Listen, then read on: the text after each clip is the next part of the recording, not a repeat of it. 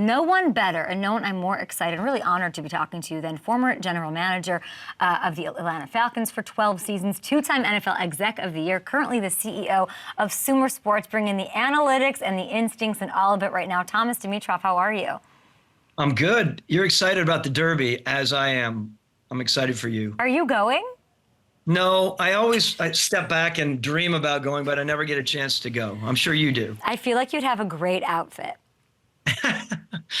Maybe. Is it all about hats? I don't know. I'm not a hat guy. No, you're a suit guy, though. You do a good suit. I feel like you could crush it. We need you at the Derby. We'll have to figure it out for next year. But you probably want a nap because you've just been crushing it with Sumer Sports, everything you're doing.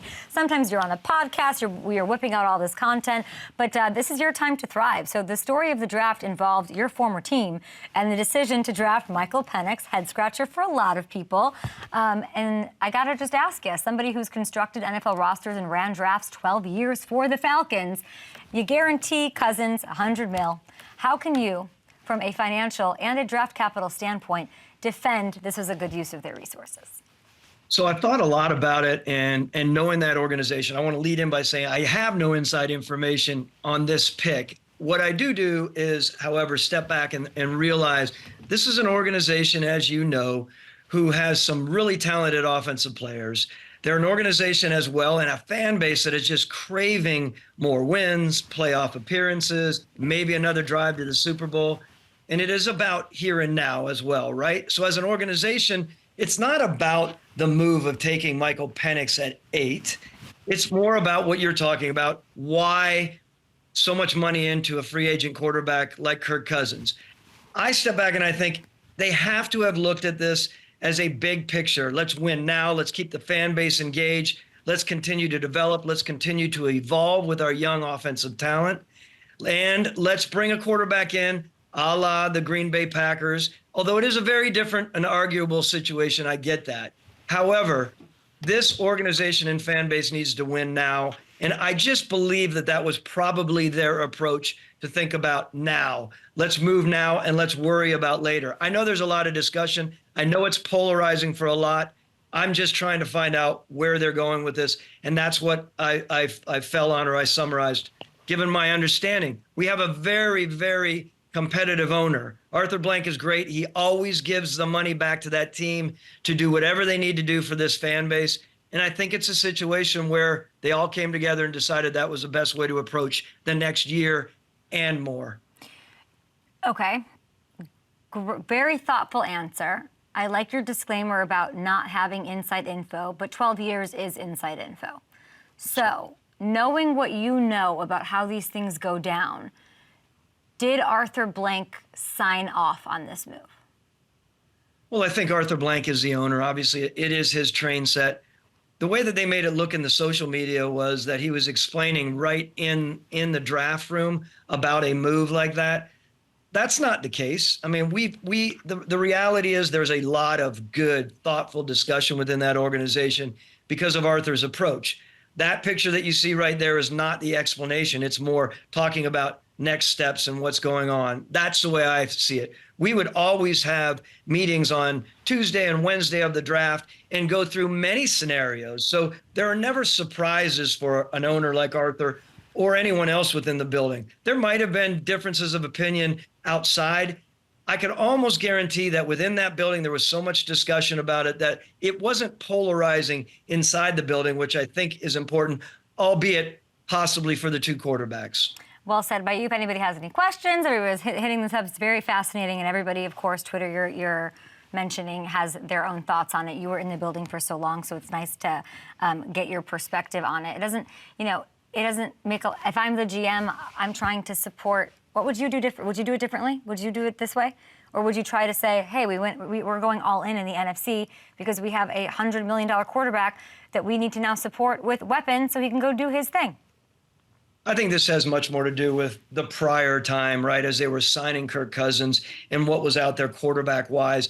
They made a public statement that he was their number 2 quarterback, I believe. So there was a known factor that this guy was coveted by the organization. That is important. And it probably didn't just come up during the draft, of course. That's not how it works, right? You think about these things a lot. You map out every position, and you run through scenarios of, if so-and-so is there, how will we address this? Could we potentially have moved back? There was talk about that early on, but the reality is there were a number of teams in that 10, 11, 12, 13 area and beyond that were thinking about moving up for Michael. Michael Penix is a darn good football player. We know that. How are they going to manage this moving forward is something. And the fact that they didn't take a defensive player that could get up and around the corner and rush the passer, Kay, is something that I think is, it's complicated for a lot of fans to understand that, because that team definitely does need that outside pass rush. Well, yeah, I feel like you're not giving an answer. Like, let's go for it in the NFC. If I'm a Falcons fan, and that's my, you have a different perspective, I'm saying go for it. Like, I don't know. Like, I feel like that's not satisfactory to any fan that's going to watch this. Like, or watch, sort of, I don't know. I don't know if it was the right thing, but I would, like, what do you think Kirk Cousins' timeline is?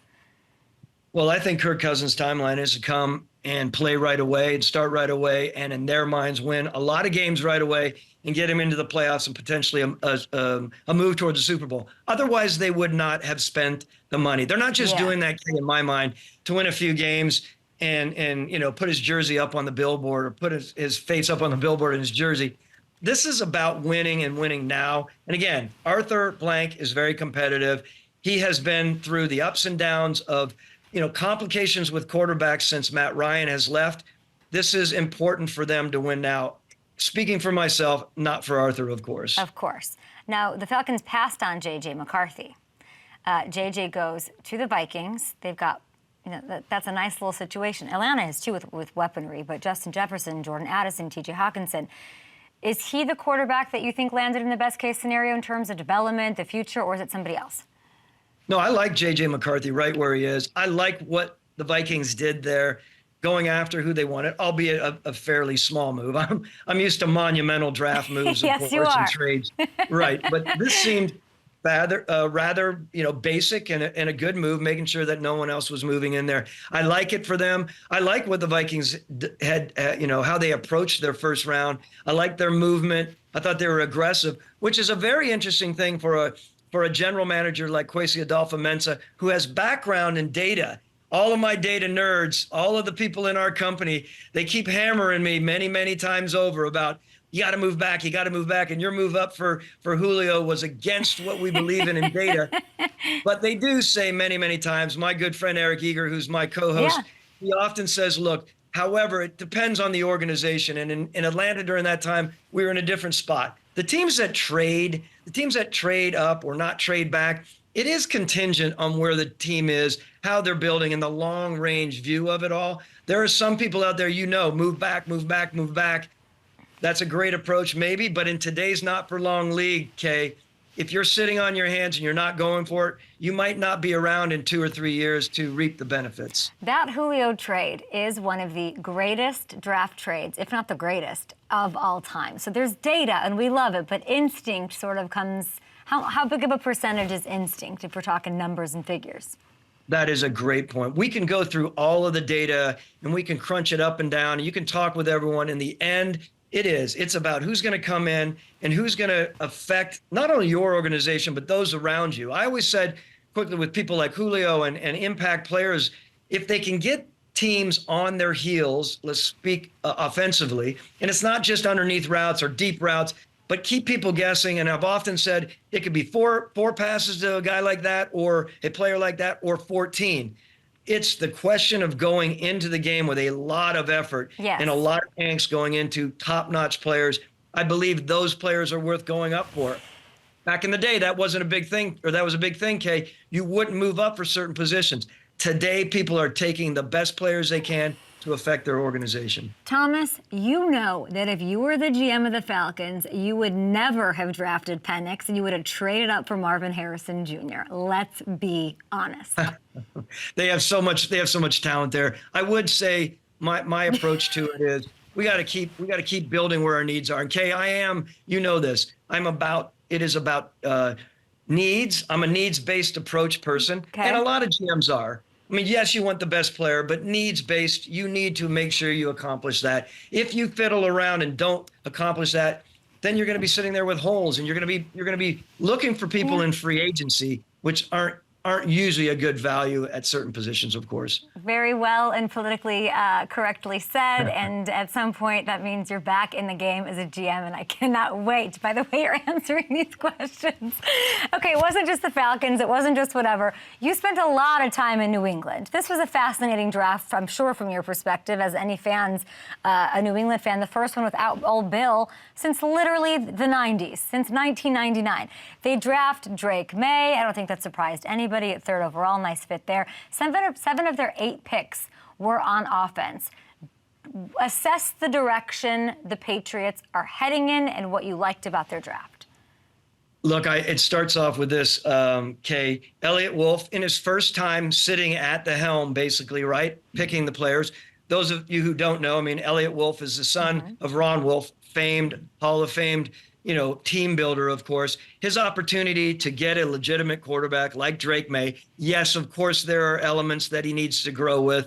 And I know Coach Belichick has made strong comments about footwork with a guy like Drake May. And I get that, and we get that. But he has a lot that he's coming to the table for with Kay that I think you build around. That organization, another organization, craving a quarterback that's going to come in and do great things for years to come. He's got a mind about him. He's got an arm about him. He is a very good athlete as a size. Remember, Kay, back in the day, you used to look for athletes and think, okay, I got to get a 6-foot guy or a 5'11" guy who can move around. In today's world, you're seeing these guys like Allen, like Herbert, et cetera, who are moving around like they're 6-foot athletes. I believe that is the case with Drake as well. I'm really excited for the Patriots to jump in. I know there was also talk about taking a quarterback later, and the kid from Tennessee, the Milton kid, right? Why would they do something like that? That organization is also about making sure that they develop down the line quarterbacks, potentially work that quarterback into a situation where they might be able to trade him, right? Those are creative approaches in my mind. Understood, but I think the idea of the Milton is a lot of upside there, a guy you want to sit behind somebody. And are you telling me that you think Drake May is a starter? He should be trotted out there right away, or is the idea to get him, in your opinion, to sit behind a Jacoby Brissett, bona fide NFL backup veteran, the whole thing for a while? Or are we just letting it rip up there in New England? What do you think? I'm telling you what, I am a let's go. There's a way to do it. When I say let it rip. I think we approach it with Matt Ryan, and I would say this to anyone. You get the right supporting cast around you, strong running back. I'm a huge believer in tight ends, Kay. High percentage shots for those young quarterbacks. Have someone who can take it off the top. Make sure you have the offensive line that you're building with. I'd go for it. Yeah. I would go for it. But we're not going for it with Penix in Atlanta.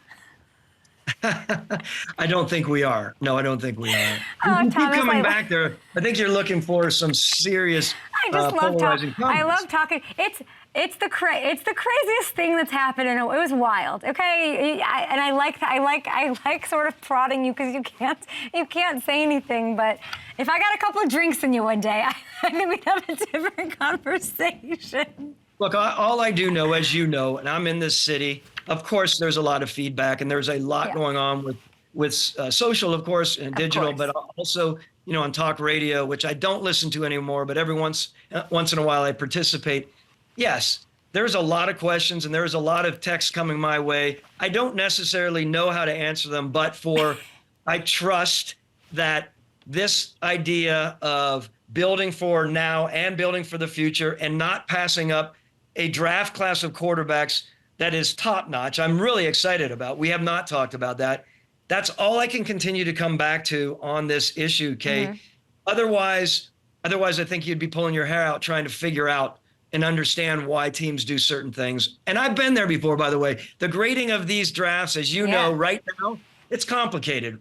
We can say what we want to say, but we don't know for 3 years. Yeah, 3 at least, I'm sure. Okay, let's get to a couple other topics. There weren't any A.J. Brown to the Eagles type trades. You're not around right now, so that kind of stuff wasn't happening. But there was plenty of speculation about the Niners receivers, Brandon Ayuk, Deebo Samuel, lots of Twitter stuff going on. They draft Ricky Pearsall, a friend of my show, in the first round. You know Shanny real well. Now that the draft is over and both guys are still on the team, how confident should we be that the trade nonsense is over?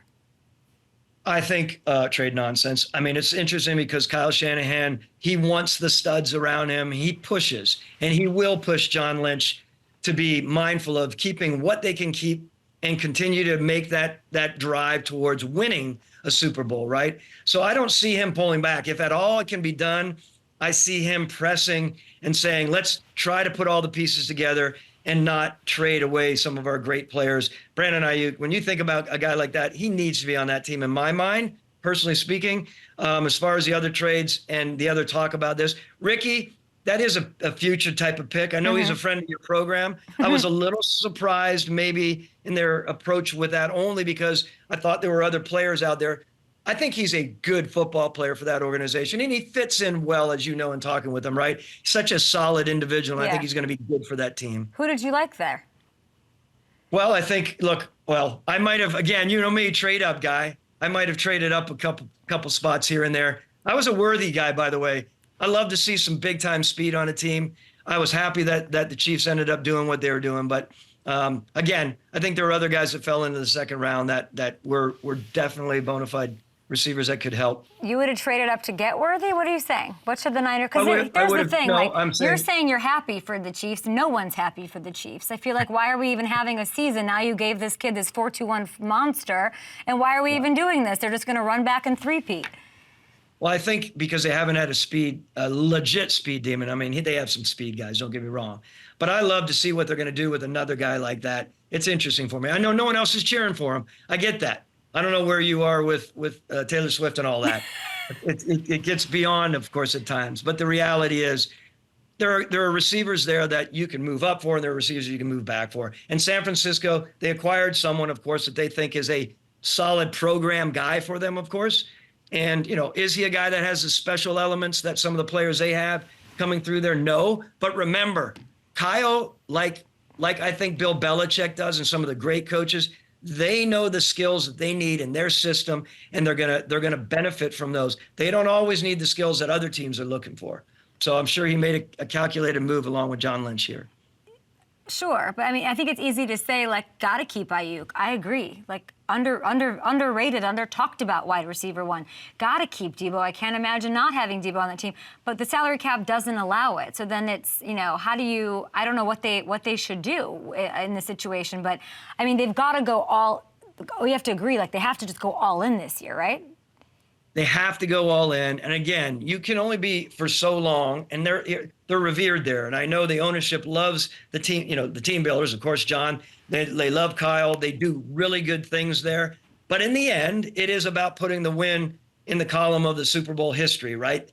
We need that. That is what helps you survive and sign many more contracts, of course. And this is a big thing. I said it going in. Kyle Shanahan is one of the better coaches, or in the top 5 for sure.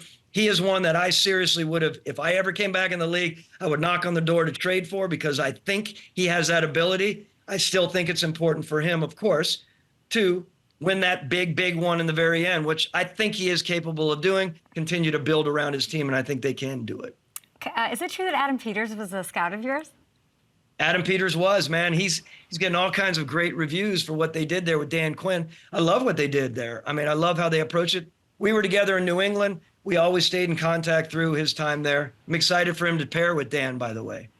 What did you make of their draft? You're approving. He's getting rave reviews, good Yelp, 5 stars, all of this. What does that tell me? Yeah, look, I love Jaden Daniels. He was my favorite quarterback of the group. I mean, wow. As far as where he is, what he presents, how he moved through the ranks, as he got to his final year. I loved, people were out there talking about, well, do you feel okay that he hit it at the very last season? That was the top of his game. Yes, no question we do. You have a guy who is a rare athlete. You have a guy sans any character issues that you're trying to dig into, right? This guy is a guy that is going to be upbeat and positive for Dan Quinn, given Dan Quinn's approach. Adam Peters and Dan can work together with a guy like this they can build with for many, many years, with rare athleticism, who can toss the ball at all levels, Kay. I really like this pick. And then they turn around in the second round and get a defensive player. We talked about him to get Newton at that spot. By the way, the Falcons traded up to get someone else and pass on Newton. that's obviously another discussion point here in Atlanta and the city of Atlanta. But I like what they did there. I just think they were mindful in how they approached talking about the Commanders and how they approached building this football team for Dan and his staff. We'll see how fast the turnaround can happen. I know everyone's looking forward to it in the NFC. Other NFC team with big expectations to wrap it up here. The Cowboys, Thomas. Scrutiny. Like, sleepy offseason. Jerry Jones, he's in a season of his life. He should be going all in, doing whatever he can. I thought they were high on Texas running back Jonathan Brooks. They did not draft a running back. Was that a mistake? I was expecting them to draft him. I love that player, by the way. Jonathan Brooks is one of the most talented. We knew that whole running back class was going to fall into the second round. Besides his injury, I mean, that cat can do it. Okay, like he moves. So we know that. We don't need to go back and forth. It would have been a great get for them. I mean, I love the fact that they traded back. Is that the first time they traded back in many years? I don't know. I was surprised to see it. Tyler Guyton can add to that offense, of course, provide them what they used to have there, right? An offensive line that was just thriving, and I think it's really important for them. I'm concerned about the running back situation, although they get their old running back, right? So I still think there might be some juice in the tank there. Mm-hmm. We'll see how that approach is. Is there a draft that you really like that stood out to you? Look, I'm always a big fan of Howie's. I mean, it's funny because Howie will trade his butt off, and I like that because I think it's aggressive. You can't sit on your hands in this league and expect to be successful for years to come. That's why Howie is successful. And he's in a community, a fan base that loves it, right? They want dudes that are in there that aren't shaky. He's going to make the moves on it. And then what he did, I love that he went after. I think it was one of the gets of the first round in Quinyon Mitchell. I love that player. Beside the fact that he played at a little bit of a smaller competition school, when you watch him at the Senior Bowl, you watch him move around, his ability to flip his hips, his fluidity of action, his ability to stay in phase. That's great. They come back. We know what they did. They're going to continue to build that defense. They bring in, Cooper DeJean, which, that's a good place for him to be. Yeah. I was hoping people weren't going to reach for him in the first round. They come up and they make another really good pick, I think, in the second. I just liked how they were aggressive. Today's world. Yeah, I love it. I think it's great. Somebody who was aggressive, Monty over there in Arizona, his second draft as a GM. Can we put some love to what Monty was able to accomplish in not being, he as aggressive as he was in his first, whack at it, but he landed some great talent. I think I'm going to give him the credit, too. You think all I'm doing is pumping all of my guys here and not getting down on anyone today. It's probably because I'm a little affected by post-drafts and a lot of the B's, C's, and D's that I used to get from Mel Kiper and company, which I do like Mel. But you always want to explain yourself. And the funny thing with someone like Monty Ossenforth comes from a great program. Monty is a tried and true, hardworking, diligent. He is particular in a good way. And I think his way, once again, coming off of what I thought was a really good draft last year, he comes in with Marvin Harrison. I mean, how do you go wrong with that cat, right? You can't. That guy can do it. I think they continue to build. And, Darius Robinson in the second round, we can go in depth. I think they're mindful. Understand that staff and Monty's approach with the owner. He's going to be communicating with the owner. He's coming in there after Steve Keiman, who had a different approach to putting together teams. I think this is a good fit. And I think Monty continues to do a really stout and a thoughtful job in his approach to building the team. He doesn't just reach, in my mind. I think it's calculated, and I like what he does. I like it, too. I think that their team got a lot better. Great picks by them out there. And I think that, in general, Arizona, because of last year, being slept on out in the NFC West.